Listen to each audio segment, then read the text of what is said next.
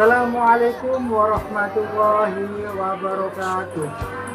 Yang terhormat dosen penguji ujian kinerja PPG Gajah Angkatan 2 tahun 2022. Perkenalkan, nama saya Heri Siswanto.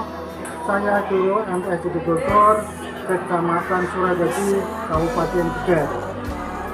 Pada kesempatan kali ini, Kamis 27 Oktober tahun 2022, saya akan melaksanakan kegiatan praktek pembelajaran untuk memenuhi ujian kinerja PPG Gajah Angkatan 2 tahun 2022 dengan mengambil tema akhlak terpuji pada diri sendiri dengan subtema tawakal, ikhtiar, sabar, syukur, dan qanaah. Nah, untuk lebih jelasnya, mari kita lihat praktek pembelajaran yang sudah saya buat. Mohon saran dan masukan supaya kedepannya bisa lebih baik lagi. Terima kasih atas perhatiannya. Assalamualaikum warahmatullahi wabarakatuh.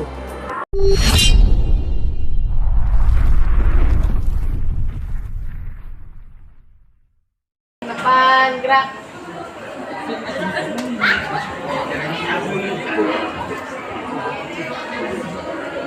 Gerak. Doa dimulai. Bismillahirrahmanirrahim.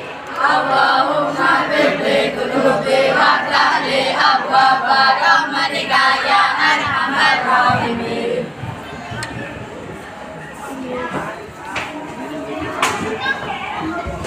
Menulis ya? Iya.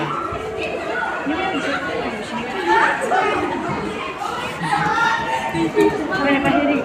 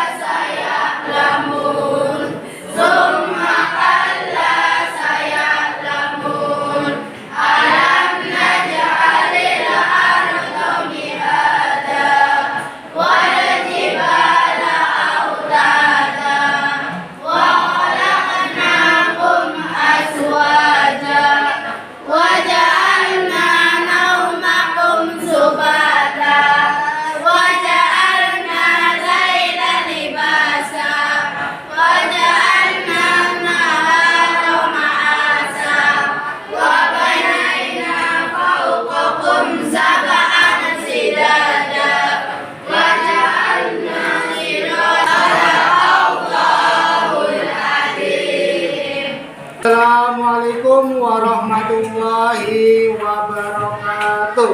Waalaikumsalam warahmatullahi wabarakatuh. Bagaimana kabarnya anak-anak? Baik. Nah, untuk kali ini kita akan belajar yaitu dengan tema akhlak terpuji kepada diri sendiri. Pada diri itu nggak usah pakai itu.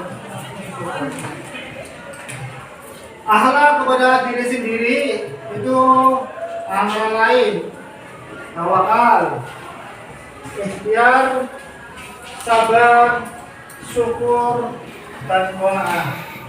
Itu adalah tema kita yang akan kita bahas pada pertemuan kali ini.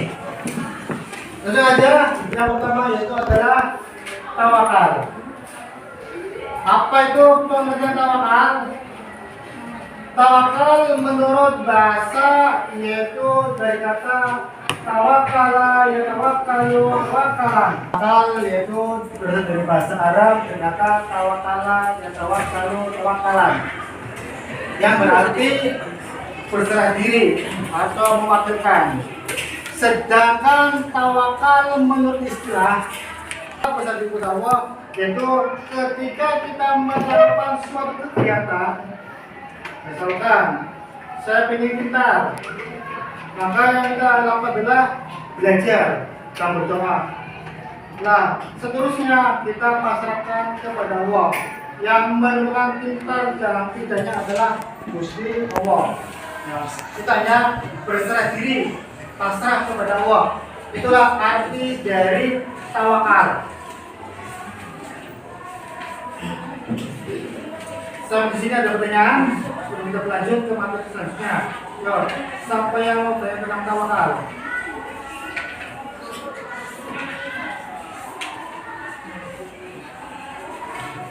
Ada? Ya, kalau nggak ada pertanyaan, kita lanjut ke materi selanjutnya. Dampak positif dari tawakal. Ini dampaknya. Dampak positif tawakal antara lain dia memperoleh ketenangan jiwa, yang kedua memperoleh kepuasan batin, dan yang ketiga memperoleh keteguhan hati, dan yang keempat menumbuh kembangkan kesadaran akan kelemahan dirinya. Itu dampak dari positif tawakal. Yang pertama tadi memperoleh tanda orang yang bertawakal. Masuk das. Nah, selanjutnya yaitu ikhtiar. Ikhtiar menurut bahasa berkata ikhtiro yastaru ikhtiar, yang artinya memilih. Menurut bahasa yang memilih. Sedangkan ikhtiar menurut istilah melakukan suatu kegiatan dengan maksud untuk memperoleh suatu hasil yang dikehendaki. Ikhtiar menurut bahasa memilih artinya kita harus memilih. Hidup di dunia ini memilih apakah mau memilih yang baik atau yang buruk. Itu tergantung kamunya. Kalau kamu inginnya baik, ya akan di dunia akan semakin membaik, baik di dunia maupun di akhirat. Kalau kamu di dunia ini memilih yang buruk, maka di dunia akan sengsara, di akhirat pun akan sengsara. Itulah kita dihormati, menteri dihormati, apalagi kiai dihormati, karena ilmunya, karena keberhasilannya. Itulah hasil dari orang yang berikhtiar. Yang ketiga, berlaku hemat. Kenapa harus berlaku hemat? Orang yang hemat itu biasanya tanda orang yang berhasil. Contohnya, akan nabung. Nabung setiap hari sampai bertahun-tahun. Nah, setelah sudah banyak hasilnya, tabungannya diambil, hasilnya memuaskan banyak, dan itu bisa dihidup apa saja. Itulah orang yang berikhtiar. Contohnya misalkan Mas Ilham mau beli HP yang bagus, dia ngumpulin setiap hari uang. Setelah sudah banyak, dia sudah berhasil yang menghasilkan uang dan beli HP yang baru. Itulah hasil dari orang yang hemat. Selanjutnya itu membiasakan diri berikhtiar. Ya, kamu terbiasa hidup selalu berikhtiar. Dengan cara apa? Yang pertama, giat dan bersemangat dalam melakukan suatu usaha.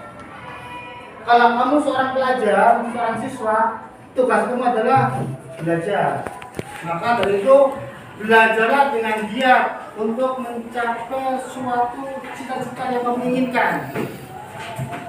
Yang kedua, tekun dalam melaksanakan suatu tugas yang diamanahkan kepadanya. Contohnya, Bapak Ibu guru memberi PR, ayo anak kerjakan di rumah. Kamu mengerjakan dengan giat apa yang sudah diamanahkan oleh Bapak Ibu guru. Di antara orang tua kalian yang sedang sakit, kamu harus merawatnya, menjaganya setiap hari, walau kamu sangat sibuk sekali.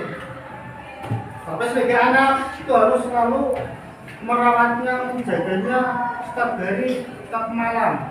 Itu juga seorang anak yang berbakti kepada kedua orang tua.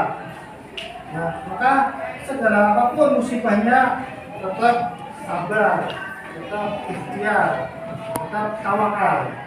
Itu adalah kunci dari keberhasilan sahabat dunia dan akhirat. Dan ada beberapa macam-macam sabar. Macam-macam sabar di antaranya itu sabar dalam ketaatan. Seorang muslim, orang Islam, Wis play. nah, ini ya selanjutnya yaitu membiasakan diri bersikap sabar. Tadi sudah sekarang lanjut. Sekarang syukur. Syukur dari kata ini menurut bahasa dari kata sakaro yashkuru syukron, yang artinya berterima kasih atau bersyukur. Itu menurut bahasa. Sedangkan syukur menurut istilah berterima kasih kepada Allah atas karunia yang dianugerahkan kepada dirinya, yaitu berterima kasih. Kita harus selalu berterima kasih kepada Allah. Kenapa demikian? Karena kita masih diberi kesehatan, masih hidup, masih bisa sekolah, masih bisa bernafas. Itu sudah termasuk syukur. Coba bayangkan, kamu tidak bisa bernafas, ada udara, kamu otomatis tidak bisa bernafas, maka butuh oksigen. Oksigennya yaitu, misalnya kamu dibawa ke rumah sakit, pakai oksigen itu satu tabungnya harganya sampai 25 juta. Kan bayar. Nah, kalau angin ini, angin alami, itu adalah pemberian dari Allah. Kamu masih bisa menghirup udara gratis, maka kamu harus mensyukurinya. Itu rasa syukur kepada Allah.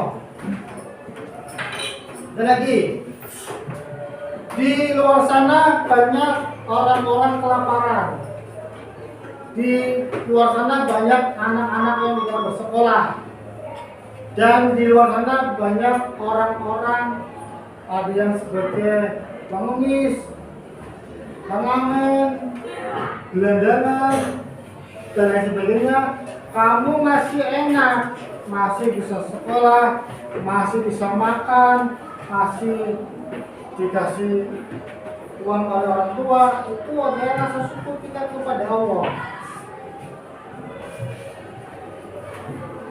Nah, sedangkan menurut istilah berterima kasih kepada Allah atas karunia yang dianugerahkan kepada dirinya.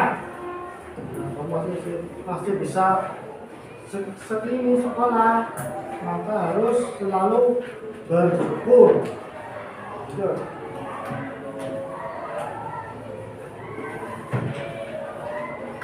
Di dalam surah Al-Baqarah, dalam firman-Nya, "Fadkuruni adkurkum wadkuruni wala takfurun." Maka ingatlah kepadaku, aku pun akan ingat kepadamu. Bersujudlah kepadaku dan janganlah kamu ingat kepadaku. Itu sudah jelas dalilnya jelas. Kalau manusia atau hambanya selalu bersyukur, ingat kepada Allah, Allah pun akan ingat kepadamu. Allah akan ingat kepadamu. Dan kamu harus tetap bersyukur kepada Allah. Orang yang bersyukur pasti orang itu akan selalu ingat kepada Allah. Dan Allah pun akan ingat kepada kita. Dan apa yang kita minta, insya Allah Allah akan memberinya. Sekarang bentuk bersyukur. Bentuk bersyukur atau contoh orang yang bersyukur. Contohnya, pada musim panen ini keluarga bahan memetik panennya sebanyak 75 kintal gabah. Dia pandai mensyukuri kepada Allah walaupun panennya tidak mencapai nisab. Namun ia menyisihkan sebagian gabahnya untuk diserahkan ke Baitul Mal. Artinya apa? Walaupun hasilnya panennya kurang maksimal, kurang memuaskan, tetapi bahan ini walaupun tidak mencapai nisab, dia tetap bersedekah. Ya, bersedekah diberikan kepada Baitul Mal. Itu rasa syukur kepada Allah yang telah diberi kenikmatan panen, walau panennya sedikit tapi tetap sedekah, itu rasa syukur. Lanjut. Dampak positif bersyukur, ini dampak-dampaknya. Yang pertama, memperoleh kepuasan batin.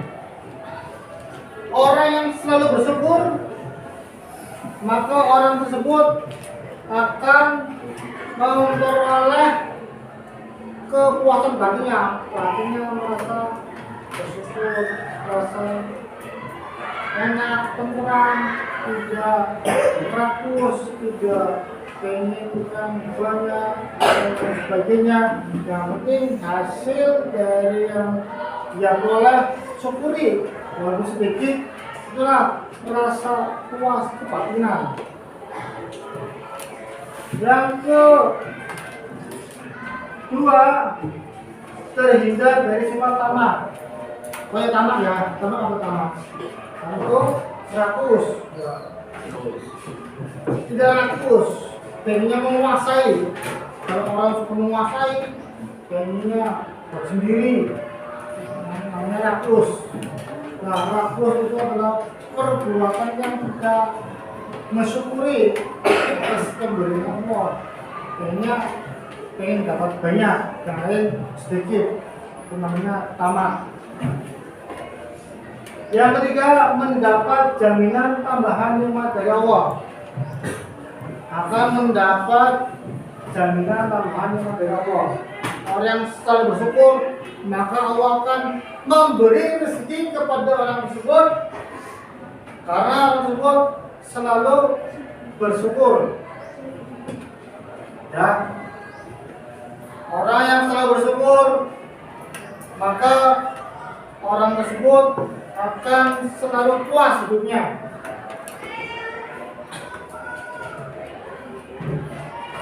Ya, akan selalu puas apa yang mereka peroleh. Dan Allah akan memberi tambahan kepada orang yang selalu bersyukur.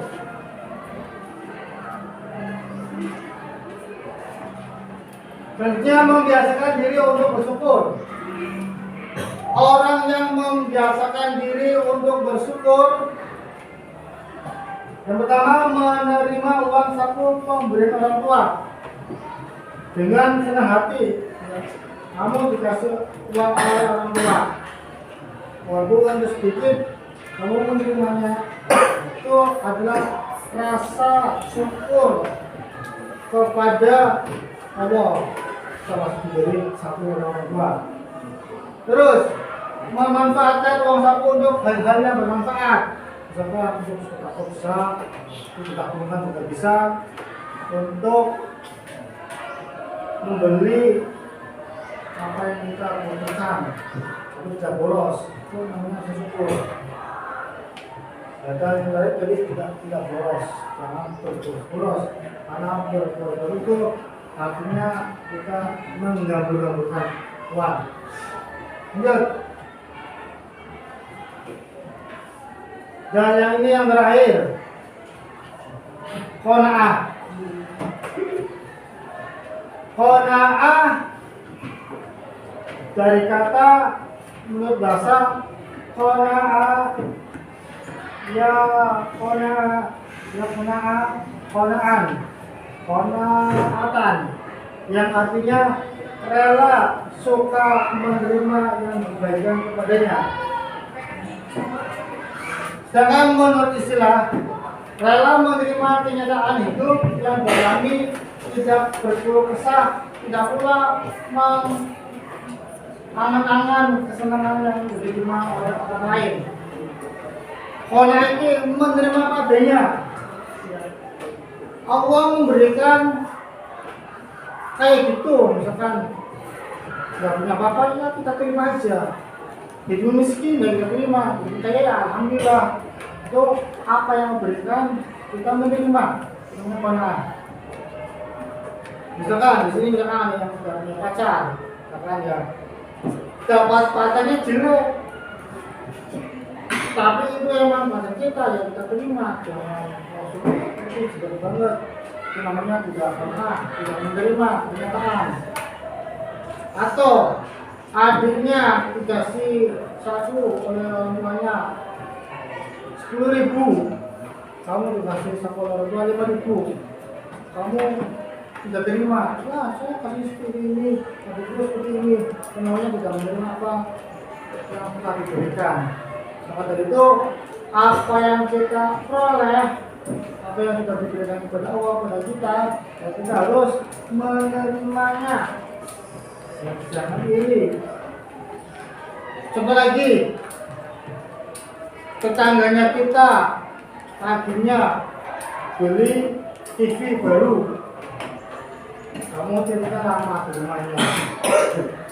Nah, selanjutnya hari kemudian beli mesin cuci, kamu masih cucinya manual.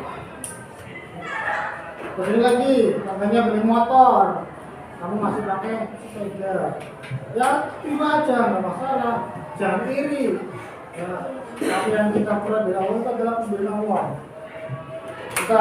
Suatu saat kita akan memperoleh lebih bagus daripada tetangganya, itu kan belum jelas, belum tahu. Maka kita menerima apa adanya. Itu arti dari qanaah, menerima apa adanya. Nah, dalam menjalani kehidupan ini.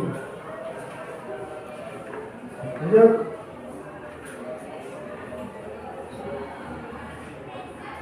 Ini dampak positif qanaah. Dampaknya yang pertama, terhindar dari tamak, terhindar dari sifat rakus. Terhindar dari sifat rakus. Sifat rakus itu diantaranya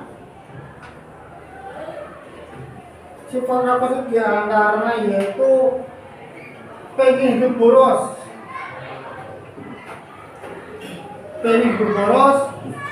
pengen dia memiliki sesuatu dengan menguasainya. Dengan demikian, maka kita harus selalu berhati-hati dalam menjalankan hidup. Jangan suka rakus, tamak dan sebagainya, ataupun iri.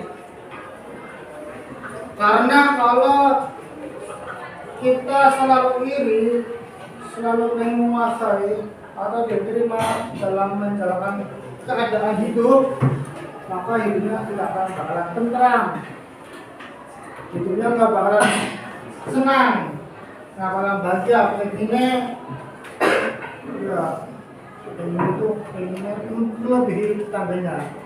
pengen itu lebih tinggi daripada tetangganya. Tuh. Dan hidupnya tentram. Ya, kalau orang yang suka positif, kona'ah, dampaknya hidupnya akan tentram, akan bahagia, tidak meluap-luap. Cita-citanya itu nggak bakalan naik ke atas, ini ya standar dengan kehidupan sehari. Tidak kayak ini tidak tergesa-gesa pengen jadi orang kaya, pengen jadi orang yang sukses, tapi belum dilihat dari keadaan kita. Kalau keadaan kita itu baik, maka kita pun akan memperoleh kepuasan batin, ketenangan jiwa dalam menjalani hidup, dan yang baik terhindar dari siksa neraka. Orang yang selalu menerima padanya, tidak ingin, tidak ingin menguasai, itu akan memperoleh kesenangan dan akan dijamin orang tersebut terhindar dari siksa neraka. Akan terhindar dari siksa neraka. Itu kalau orang yang memiliki sifat kona'ah. Makanya mulai hari ini kita harus selalu berhati-hati dalam menjalankan hidup. Semakin kita waspada, terjaga, dan selalu melakukan sifat-sifat seperti tawakal, ikhlas, ikhtiar, sabar, syukur, itu hidupnya akan nikmat, akan tentram, akan terhindar dari mara bahaya, tidak akan tergesa-gesa, dan hidupnya tidak rungsang. Rungsang itu bahasa Indonesianya tidak tergesa-gesa. Ya. Kemudian orang yang selalu ingat kepada Allah bahwa dirinya tidak akan melakukan curangan, kerakusan, dan hidupnya akan bahagia selamanya. Itu kalau orangnya selalu pernah. Lanjut. Membiasakan diri bersifat kona'ah. Ini yang membiasakan diri. Orang yang selalu membiasakan diri, yaitu yang pertama, membiasakan diri berlaku hemat. Kalau orang itu kona'ah, diri masih hemat, tidak boros. Itu kalau orang yang kona'ah, yang menerima adanya. Terus memperbanyak bergaul dengan orang-orang miskin. Bergaul dengan orang miskin. Kenapa demikian? Untuk melihat keadaannya. Kalau kita lihatnya ke bawah, nah kita akan ingat sengsaranya orang tersebut, akan ingat kepada Allah, akan ingat bahwa hidup itu hanya sementara. Tapi kita jangan sering memperhatikan orang yang lebih kaya, agar kita tidak merasa kurang. Kalau kita memiliki atas terus, kalau dia kaya, beli mobil, beli motor, beli tanah, kalau seperti itu kita hidupnya tuh akan tidak puas, akan selalu pengen lebih dia. Maka hidupnya udah bakal bahagia sampai di akhirat, karena tekanan batin terus, panas terus, emosi terus, melihat keadaan tetangganya kaya-kaya. Maka kita harus menghindari dari sifat yang jelek. Betul.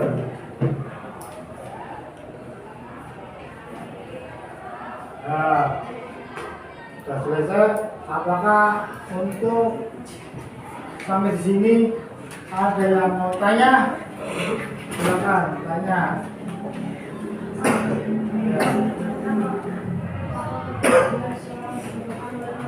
Ya, ya, terima kasih atas pertanyaannya. Betul, keberhasilan seseorang itu tergantung manusianya. Kalau manusia itu mau berhasil, ya kita harus usaha, harus bekerja untuk mendapatkan hasil yang diinginkan. Ya, dalam surat Ar-Ra'd ayat 11 yang berbunyi, Inna Allaha la yuhibbu al-qawmin hatta yuhibbu bi anfusihim. Artinya, sesungguhnya Allah tidak akan merubah suatu kaum sebelum kaum tersebut merubah dirinya sendiri. Itu dalam surat Ar-Ra'd ayat 11. Ya, ada lagi yang bertanya? Yang mau bertanya, siapa lagi? Halo. Apa? Apa?